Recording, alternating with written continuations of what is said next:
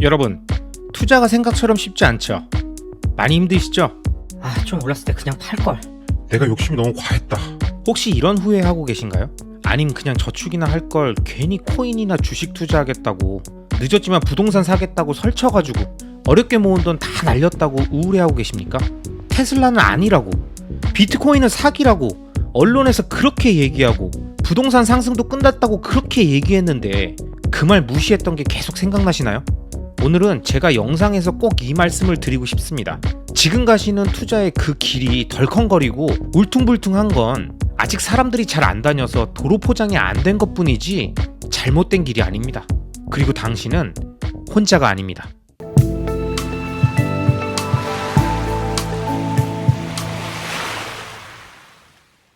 안녕하세요 여러분, 리스펙입니다. 오늘은 여러분들과 이런저런 투자 얘기를 해보려고 합니다.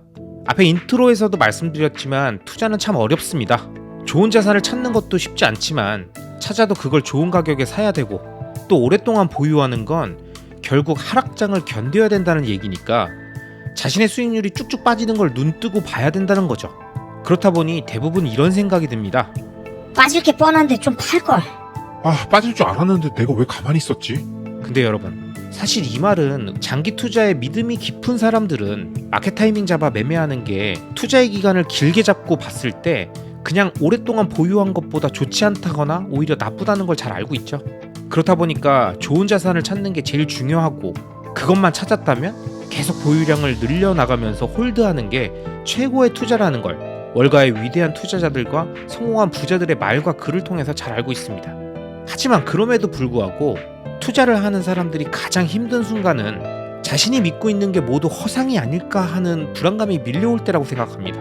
지정학적 위기나 인구 감소로 한국의 국가 경쟁력이 계속 떨어지고 있는데 내가 뭘 믿고 부동산을 산 거지? 테슬라가 지금까지 빠르게 성장했으니까 앞으로도 계속 올라간다는 건 내 착각 아닐까? 모든 기업이 계속 성장하진 않잖아. 언젠가 이 세상의 금융 시스템이 변하고 새로운 규칙이 등장할지 모르겠지만 그게 비트코인이라고 내가 왜 확신했지? 내가 세상을 너무 만만하게 봤나? 별별 생각이 다 드시죠? 원래 투자라는 게 그렇습니다. 누구나 모두 알 수 있게 명확하고 상황의 변화가 없고 가격도 지속적으로 계속 오르고 변동성도 적으면서 확실하게 올라주기만 하면 너무 좋겠죠? 그런데 그런 게 이 세상에 있나요? 만약 있다면 모두 그것만 사려고 할 거고, 그럼 가격이 오르면서 상승률은 점점 줄어들겠죠. 그리고 투자의 매력은 사라지는 겁니다.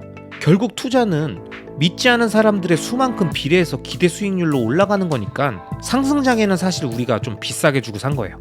왜냐면 많은 사람들이 오를 거라고 생각했을 테니까요.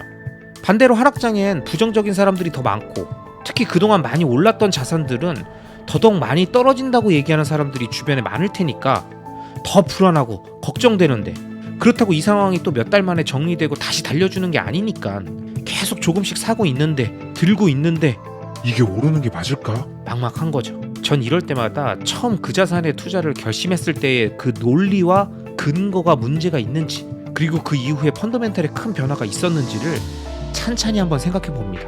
근데 이것도 사실 큰 하락이 왔을 때 딱 한 번 정도만 하면 되고요. 그 이후부터는 본질적인 고민에 대한 부분들은 사라집니다. 그렇게 하락장을 겪으면서 갖고 있던 의심이나 걱정들 체크하고 다시 마음 다잡고 계속 자신의 플랜을 이어가다 보면 또 언제 그랬냐는 듯이 시장의 활기가 돌아오고 슬슬 또 상승의 시동을 걸게 됩니다. 그리고 우리의 마음도 다시 흥분 상태로 천천히 넘어가는 거예요. 결국 우리가 투자한 자산들의 본질 가치는 변함이 없는데 가격이 오르내리고 하는 현상에 우리는 계속 반응하면서 웃고 슬퍼하고 눈물 흘리고 우울해하고 흥분해하고 그러는 거예요. 그래서 투자가 외롭습니다. 누가 투자하라고 시켰나요? 잘못되면 다 자기 탓이잖아요. 네가 결정했잖아. 이 한마디면 더 이상 할 말이 없잖아요. 회사에서 일하면 일을 지시한 사람도 있고 자기가 맡은 일이니까 하는 거지만, 투자나 사업은 자기가 결정한 거잖아요. 누가 시킨 것도 아닌데 스스로 했다라는 게 얼마나 무섭습니까? 세상에서 그 어떤 자산을 투자하든 그 자산을 팔아야 할 이유는 100가지 넘게 말할 수 있다니까요. 정답을 모르는 미래에 대한 가정에 배팅하는 투자의 영역에서 반대 논리가 없는 게 뭐가 있겠습니까? 하지만 장기 투자자는 이 수만 가지의 팔아야 할 이유들을 뒤로 하고 자신이 생각한 미래가 올 때까지, 구현될 때까지 끝까지 자신의 플랜을 밀어붙이는 사람들입니다.